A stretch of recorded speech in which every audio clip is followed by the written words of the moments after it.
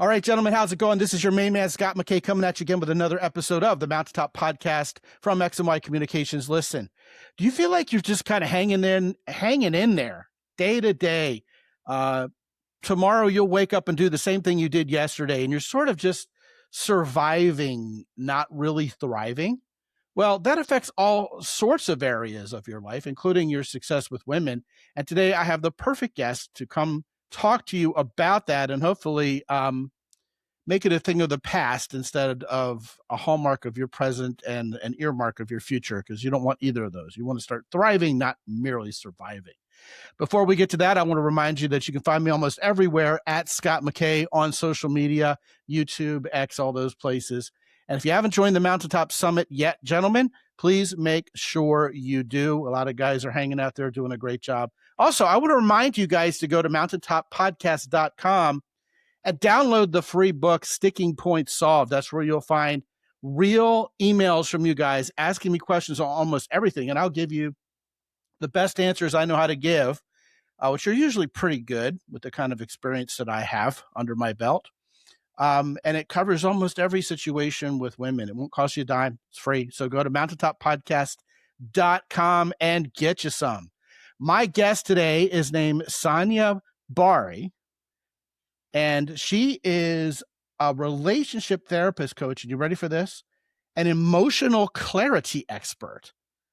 And of course, you know, she has to come from New Jersey, because if there's any place I've ever lived that robbed me of my emotional clarity, it was New Jersey. So without anything further, Sanya, welcome to the show. Thank you, Scott. So happy to be here with you.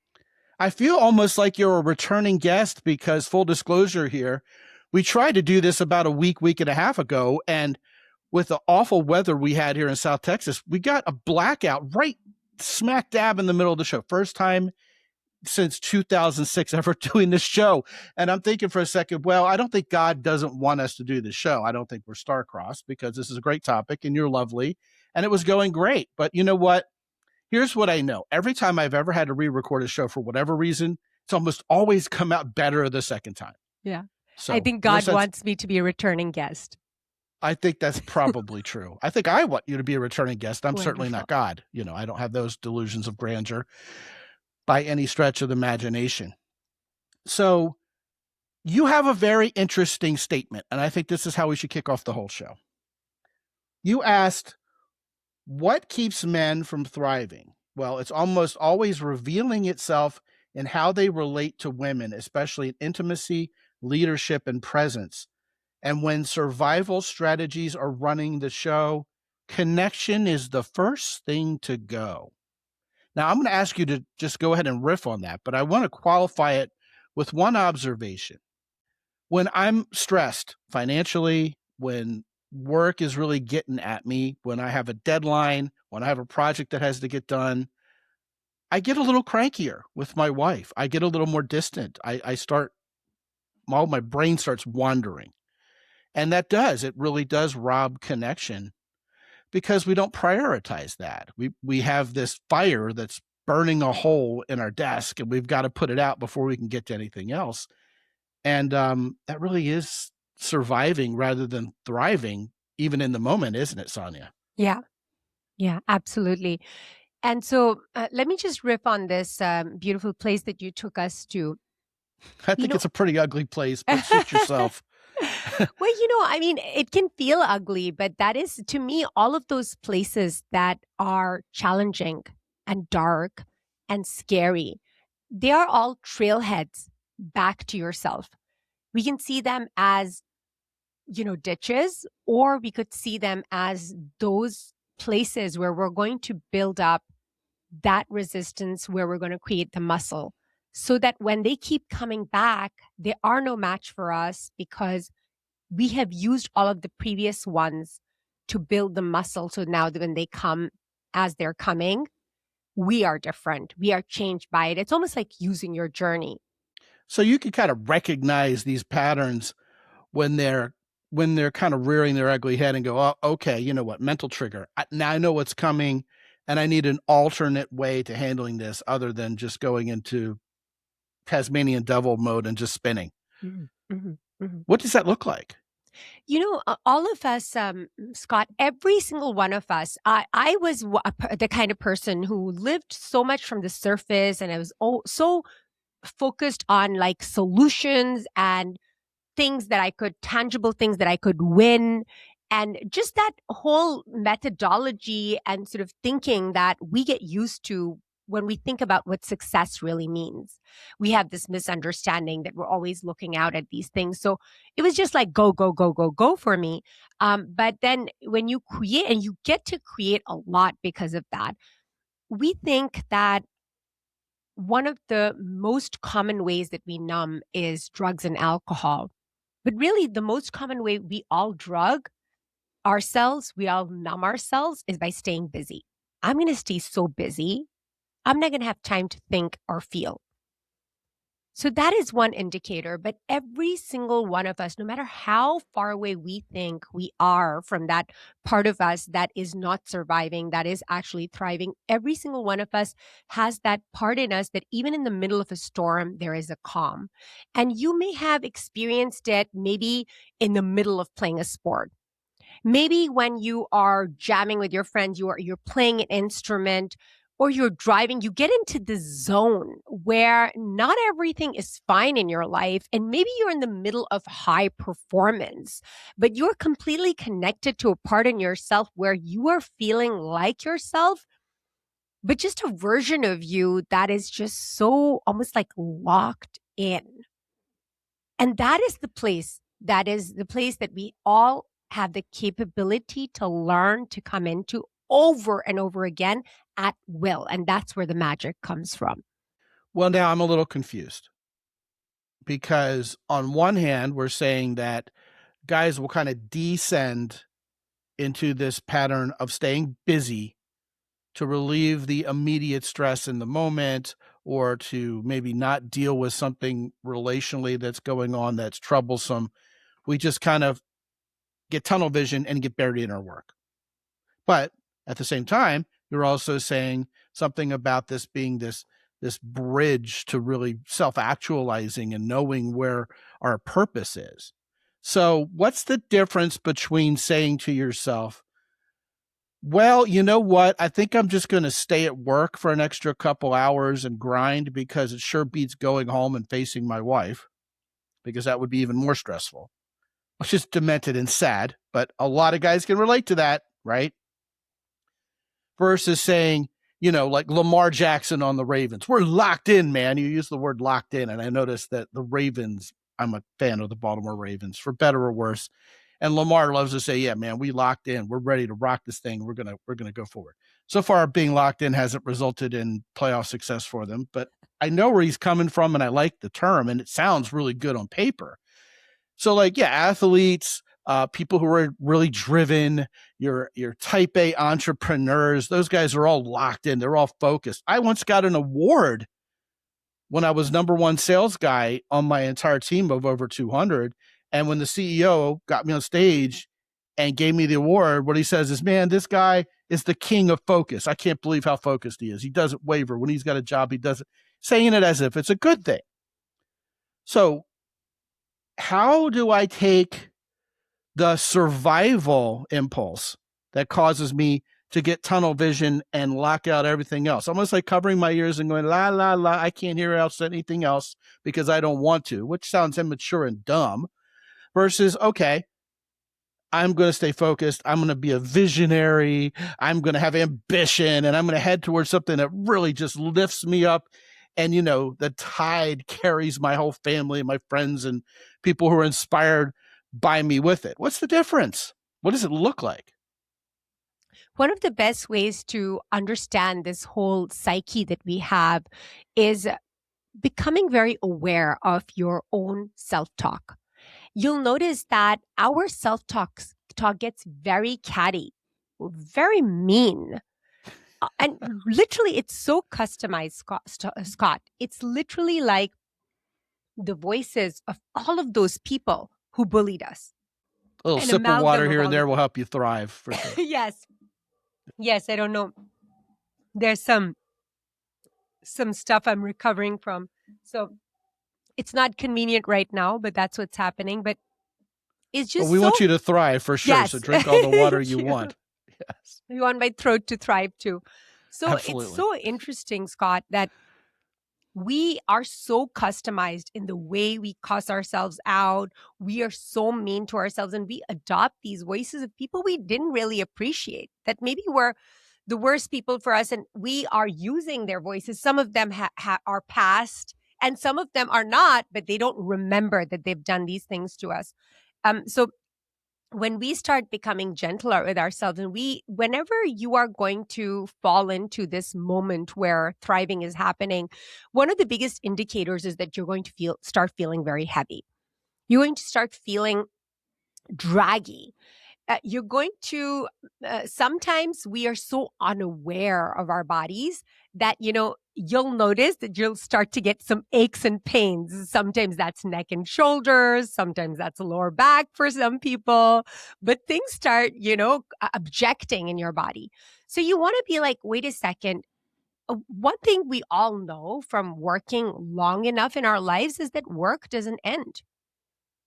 So we want to be in a place where we can come to the work, connected to a place where that doesn't keep Xing us out. When we build from survival, we can actually build a lot. This is the thing, because that momentum of pain, upset, or fear of, I don't know, losing my whole money and my kids not having what I want, just that fear itself can create so much. And when you create those things, they look very shiny and they look like thriving. Many times you are given accolades for it. People admire you for how quickly you can get up, how little you complain, how you don't need much. And they don't ask how come you are broken. Why are you dead behind the eyes? But then again, that is our job to know that you have to have built enough from this place of survival to understand that it's the type of building that breaks you while you're building it.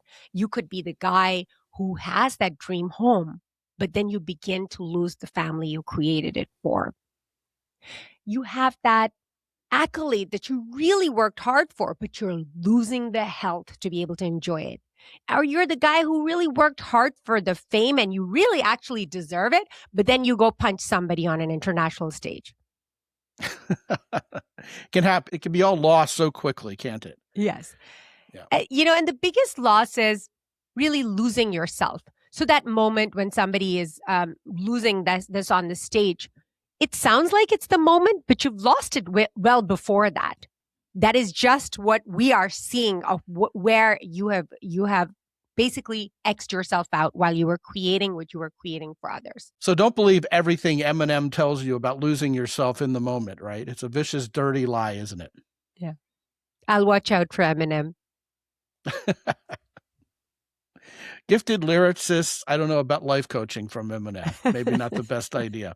All right. So a lot of guys are saying to themselves, but Sanya, this feels so automatic for me. Of course, I bury myself in my work. Of course, I sacrifice my health. Of course, I do this all from my family. It isn't about sitting around singing Kumbaya with my family all the time and being lazy. I got to go to work. I got to do something. So how can I find this sweet spot between simply surviving and thriving? How do I get to a point where I've almost earned the right to slack off from the grind a little bit so I can actually go, throw a football around with my son or something? Yeah, That's what a lot of guys are asking. absolutely. And Scott, such a good question, because it's taken me most of my life up until now to understand that this has very little to do with what you're going to do, whether you're going to throw that ball around, or you're going to slack off a little bit, or you're going to spend a little bit and go to a really expensive vacation. Really, it's got very little to do with that. And those of us who have done some of these things that I've described in this list know that we can actually destroy that for ourselves. We can go to a really nice beach and be so miserable, and we can be throwing that ball and be thinking about our next project, or so it's more to do with where you are doing it from. It's not what you do that's going to define whether this is thriving versus surviving. It's going to be you tuning in to understanding where you are doing it from. And I can tell you the various locations to pick from. Well, please do, because you're calling yourself. Well, you probably are. You've earned the right to have the title emotional clarity expert, and you hear a lot about guys really lacking in that regard. Even the term alexithymia gets thrown around for guys who just almost are on the spectrum with how separated they are from being able to recognize their feelings. So that this is obviously a big enough deal that you have a practice built around it. What are the warning signs that we're slipping here, and how do we get ourselves back? Yes, warning signs are that building while you're breaking, you're feeling so, you don't understand why you're feeling drained. There's no reason for you to feel drained. You're doing what you're doing. Nobody's pushed you for it. You want to create all of this financial freedom for your family. However, you're feeling pushed. Here are the other signs, Scott. You are a little critical with the people that you love. You are getting into fights. You're really not present when you're listening. You are taking those vacations and not enjoying it. You are missing moments in your life that you really worked hard to create. It's almost like when you are being truly, truly honest with yourself, you're noticing that you're doing life rather than you're actually living life, that you're not in it, you're watching it from outside. So it's like not really feeling alive. That's a huge red flag Yes, here. yes. Well, that reminds me of what I call the suburban sleepwalk, which we have built this safe life for ourselves, where we insulate ourselves from anything dangerous or anything stressful.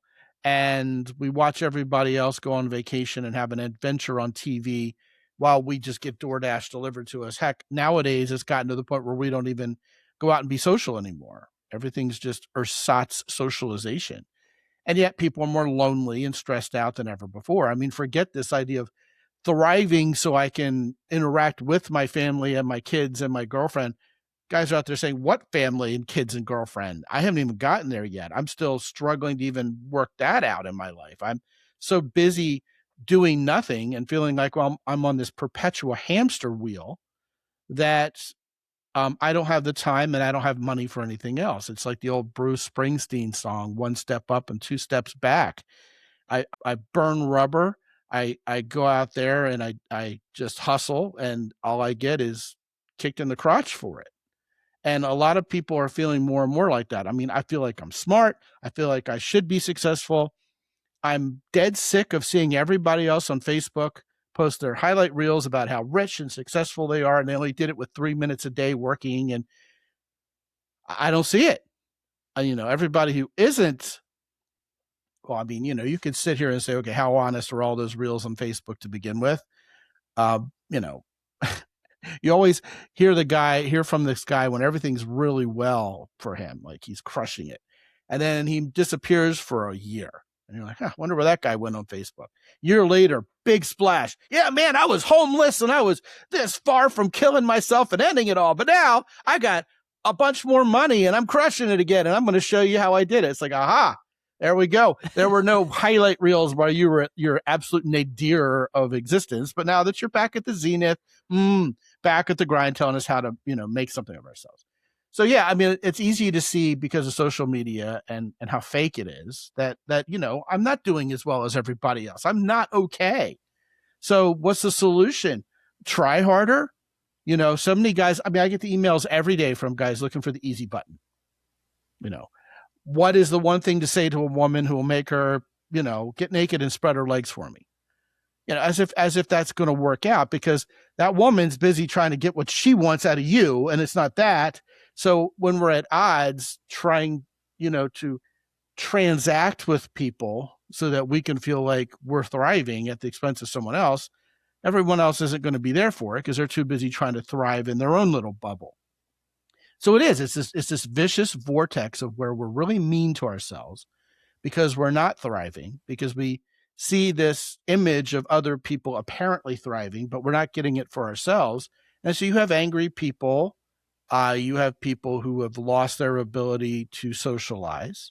You have people who don't have emotional clarity because they've been told what to believe and they don't really believe it.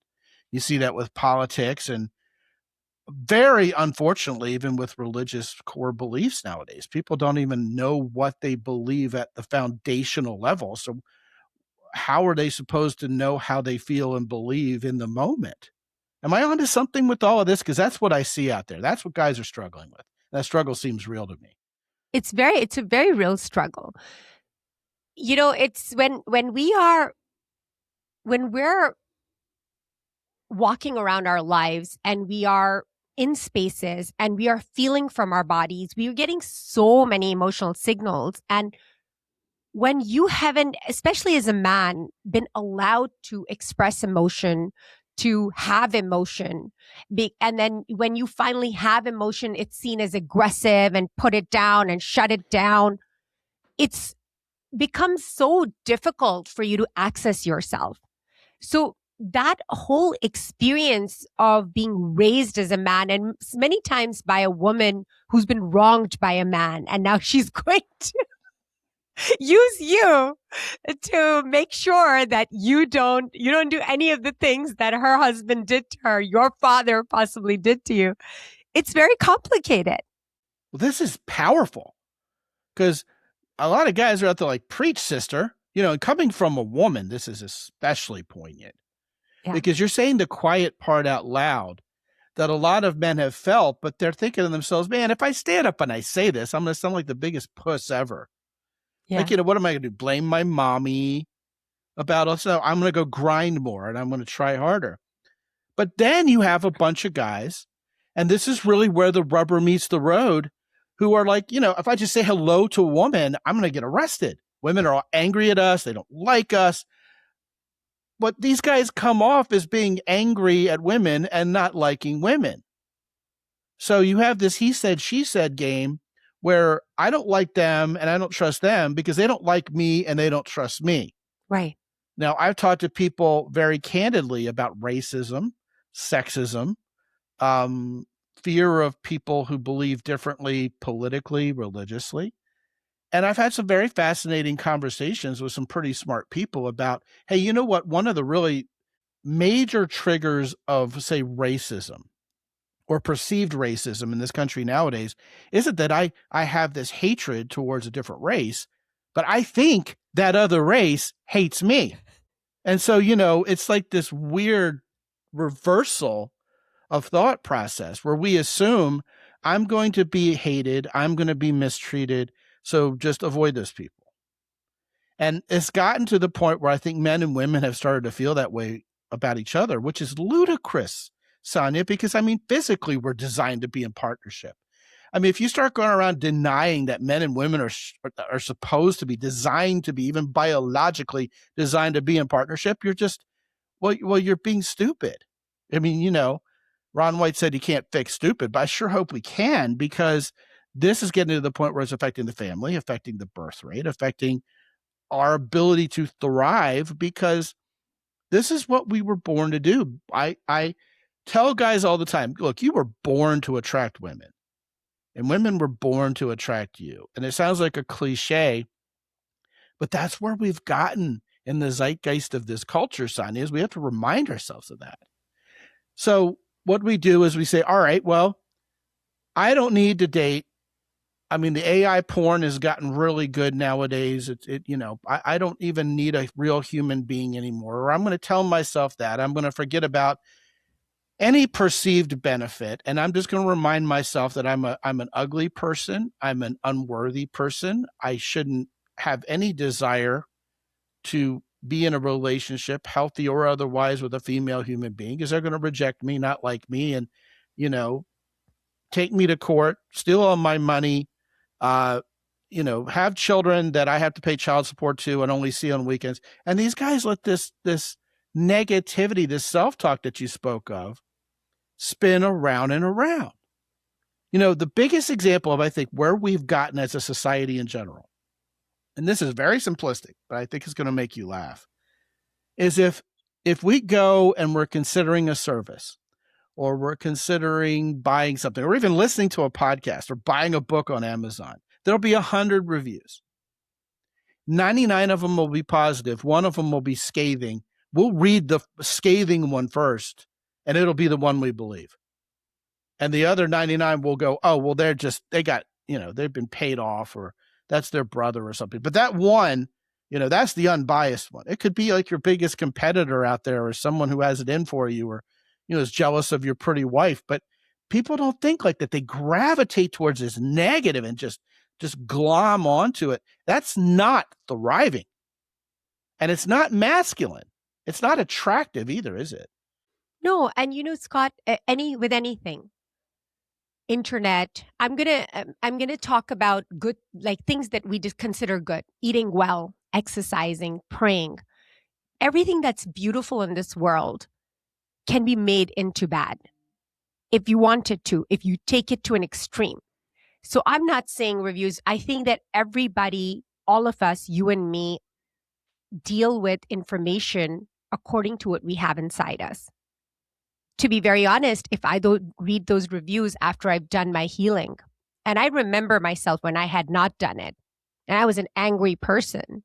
I remember just recently telling somebody on a podcast that I used to imagine myself as one of those people in old locomotives that I'd seen on some old films where you are the one who's putting the coals in. And I would imagine myself covered in soot and sweat and really, the burn on my face. But I'm like, no, I got to keep this resentment going. I got to keep this going, this fuel going. So if you're coming from that place, yes, you're going to look at that one scathing review. If I'm going to see it right now in my healed state, I'm going to be like, well, I think this person really has had a bad day. And that speaks more to who this person is than what the other person is. It's like ultimately we have us to contend with. And we were starting our conversation about how are we speaking to ourselves when we tune in? Is our conversation sounding more like a boot camp counselor, or are we compassionate, loving, caring? Are we speaking to ourselves the way we would speak to our children? Are we speaking to our children the way if we were recorded and we hear that back, that we would be proud of ourselves? Or is our voice, even when we speak to our children, the voice of the ones that we didn't approve of when we were growing up? When we speak about that man who is so scared of these women because he's been maybe raised by women who have been wronged by a man, let's just go a little bit more panoramic. Let's just take a little bit more altitude. And I want you to think about this woman who is angry and raising this boy this way, where he's not allowed to have his feelings, where even if he shows a little bit of any type of emotion, that's just a tiny bit negative, that it's taken as some type of a beast. He's going to be like his dad. If you look at this woman, one of the things that contain little girls growing up the most, that gives them the most security, is their dad, right? And that dad has been raised by a woman. So where does it go and where do we stop? And what I say is that I am the new culture. I know somebody raised me. Those people aren't here anymore, or they are here, but they don't have the reins. I have the rein. So me, just this one drop in this massive ocean, I'm going to do everything that I can to heal what was done to me.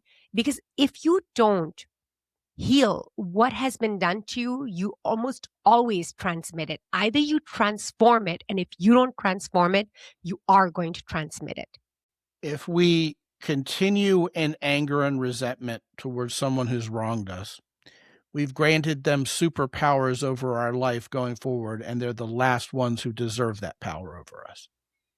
And the twist you're giving to that statement, which these guys have heard me talk about before, what I just said is not the first time I've uttered that, is, when someone else affects you like that, you're going to become that person because it's what you're focusing on. It's what you're believing in. It is what you're believing in, or else you wouldn't be so upset about it. I've had people say just dumb things to me, and they're such dumbasses that I just brush it off. When I hear a pattern of things from people I know respect me and are trying to get through to me, that's when I need to pay attention and do the self-work and correct. But I think there's guys who have allowed themselves to devolve into just reveling in this, well, it's just deep resentment. And what happens is it gets projected onto people who don't deserve it. And so, I mean, I've had men come to me, and in all fairness, gentlemen, you guys listening to this show, I've had women come to me and they'll say, I'm meeting a steady stream. It's a pattern of women who are awful or guys who are awful and they treat me terribly. Well, that's a pattern they're allowing to happen. And the person who's entering into their life, same pattern, different guy, same story, is in that and is happy to assume that role in that person's life because this person's expecting it and will tolerate it. People who don't do good things to us know what they're doing, and they know the evil that they do. But more importantly and more interesting to this whole conversation about thriving rather than merely surviving is someone good and decent and kind-hearted and generous and optimistic will come into their life. And the person who has been trained in their own mind to expect this negative is just waiting for the shoe to drop. They don't trust this person. They resent this person. Why? Don't tell me that you value me and you adore me, because I don't value and adore myself. So, you must be a real loser if you value me and adore me. All these kinds of negative self-talk come into us, and then we project it on everybody else, and then we wonder why we're not thriving. And it's a hamster wheel of, all right, I guess I'm going to go out and try to do another relationship, but it's just going to end the same way all the other ones did, in just a fireball of doom. What's the first step to changing that? How do we get out of it? And don't give me something Pollyanna-ish like, oh, just start look in front of the mirror and affirming yourself, because I know you're an expert at this stuff and you got something better. So let's have it. What's the step? So, I mean, I always say to people that, you want to make a list of everything that you want in a partner. Make that list. People are really good at making that list. They're so excited when you tell them that because they've got a list. And after you're done with that list, work very hard to become all of those things that you want from another person. And I want you to almost imagine those sort of sci-fi type movies, and maybe they're not sci-fi, maybe they're like where you have these maybe discs that if you align them and then there's this light that comes through them, because now you have the final third disc that's just going to make this whole cave open. Are you with me in this little image that I'm creating with you? So it's almost like you know who you are. You're one of those cute nerds. That's okay. who you are. You're the cute nerdy chick, aren't you? So admit it. What happens is that when all of these things connect, Scott, it's almost like you give off a signal from yourself that is so pure. And it is so clear because you are finally connected to what you want. When you start treating yourself the way you want to be treated, you start finding people who will treat you the way you want to be treated. How about that? You know what we call that around here?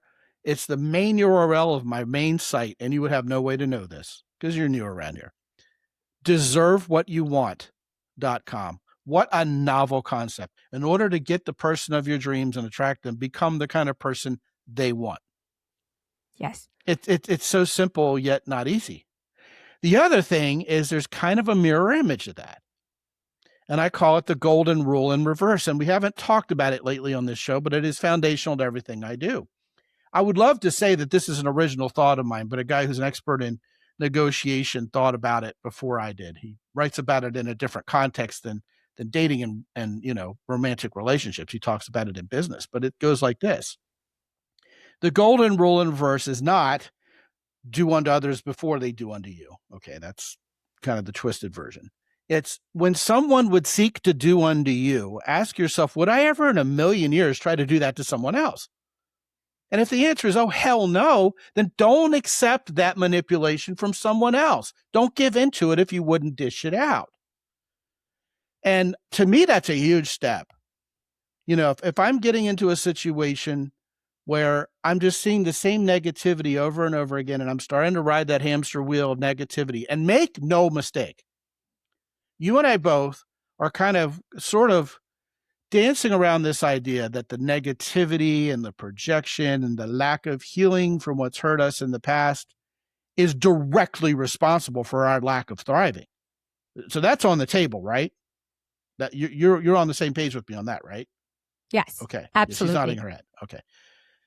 So I wanted to be perfectly clear about that because we've kind of sort of tap danced around this whole idea the whole time, but I wanted to go ahead and spell it out. If you start deserving what you want, if you start being a man who says, all right, I'm going to do the self-work, I'm going to be the kind of guy who the person of my dreams is going to attract, you can't help but start feeling like you're thriving, even if the real world results, the love of my life, the inner peace, the financial freedom hasn't manifested itself yet. And by manifesting, I'm not talking about woo-woo law of attraction stuff. I'm talking about reality. Okay. It isn't there yet. At least you know you're on that road. And it started emotionally, which I'm sure here warms your heart to hear a man actually say out loud because, you know, you're an emotional clarity expert. But yeah, men need to get clear on our emotions because we've been taught it's not manly to do so. Well, you know, that's bullshit because we got to get clear about every aspect of our being or we're not fully grounded. And it's hard to be a provider and a protector when you don't even know thyself yet. I mean, that's basic. But then what happens is we got to stop letting people push us around. We got to stop being willing village idiots to victimhood because that's not manly. That's not attractive. And it's the guy who's going to show up, know himself, know his worth, know where he's headed, and not accept this from other people, not let himself get knocked down that easily, who's going to appear to a woman to be the provider and the protector that's inherently sexually attractive to that woman. I'll let you have the last word on this. Yeah, no, absolutely. I mean, the culture that has to come, the place to begin is your inner culture. If you're walking around this world and you're saying, I'm not going to talk to any women because I know that they're going to reject me, this and that. The first person you got to stop rejecting is yourself. The way you treat yourself, that's how other people are going to treat you. People talk about boundaries so much. You want to create a boundary with yourself. For example, I had this moment where I was getting so late for this flight and I hadn't packed in a way that I usually do. And I really got down on myself. And the way I was speaking to myself, this is how I'm giving you an example of how this looks in real life, where I just took a little break just for a second, even though I was getting late. And I said to myself, I really need to hear what you're saying right now. And I really could have done this very differently. But you don't speak to me this way. I am saying to myself, I don't let anyone speak to me this way, not even you. I'm saying to myself. So when you change your inner culture, everything around you starts to change. Otherwise, when you're abusing yourself this way, your abusers are going to find you. Abusers, if you look at them, hurt people hurt people. You don't want to find the hurt people. If you are a hurt person, you're going to find your match. So heal Boom. yourself. That's a mic drop right there. That's a good place to leave it. Gentlemen, you got to stop blaming yourself. You got to let other people be willing to accept you. You've got to believe a woman might actually like you and be interested in you. And all of that's going to be a lot more likely to begin with when our self-talk changes and we set ourselves up to thrive instead of just simply survive. And by surviving, you know, we've already said we've made that synonymous with just getting up tomorrow and dreading the next day, just like we dreaded yesterday, because we expect something bad to happen. And, you know, that was a Freudian. We accept something bad to happen. I love everything you're saying, and I do want to have you back because I think this is a conversation that could go in all kinds of directions from here. But of course, we're out of time. Her name is Sanya Bari. She's a relationship therapist and coach and emotional clarity expert in New Jersey. And when you go to mountaintoppodcast.com/Sanya, which is Sanya, okay, Sanya, you will be magically teleported to her Instagram. She's got a gift for you on Instagram, which sounds really cool. What's up with that, Sanya? What are Well, they the going to gift get? is when you go on Instagram and you message me the word love, I'm going to be sending you a beautiful gift that with videos and a worksheet so that you can get to love clarity. I want to make sure, Scott, that I thank you for being in this world and helping men create a new version of man. Well, thank you for being in this world and gracing us with your presence too, Sanya. You're doing the Lord's work here. And man, there are so many people out there branding themselves as trauma recovery specialists and resilience experts. I think you've taken it the extra mile here. You've really gotten to the point of what's really going on with guys. And I got to tell you, I get pitches to be on this show from those resilience experts and trauma recovery people, 24 a week. Your approach to this was different and it stood out, and I think it's powerful. Thank you so much for joining us. And yes, come back, please. Thank you for having me, Scott. Yeah. And guys, when you go to mountaintoppodcast.com, like I told you at the beginning of the show, sign up for the newsletter, get your free book, Sticking Points Solved. Okay. You got sticking points and they are unsolved. Well, a lot of those sticking points are related to directly what we're talking about today. So you want practicality, you're going to get it from that book. Go to mountaintoppodcast.com and sign up for the newsletter. Now listen, when you sign up for the newsletter, what I'm going to do is I'm going to send you every day something that's going to help you objectively be a better man who gets better with women. It's not all fluff. It's not one of these, hey, I just want you to buy something, or here's my buddy who's selling something. I have great offers for you guys, and there's lots of cool stuff I've done over 20 years you should get your hands on. But listen, every day I'm going to give you something fluff-free to make you better with women right now. That's the reason why you go to mountaintoppodcast.com and get on that newsletter. And of course, coaching programs, guys, that's what I do for a living. I've done it for 20 years. Just like Sanya is an expert on emotional clarity, I'm an expert on helping you get the right woman in your life instead of the wrong one. That's what I do differently. It isn't just about notching your bedpost. This is about real relationships with real women.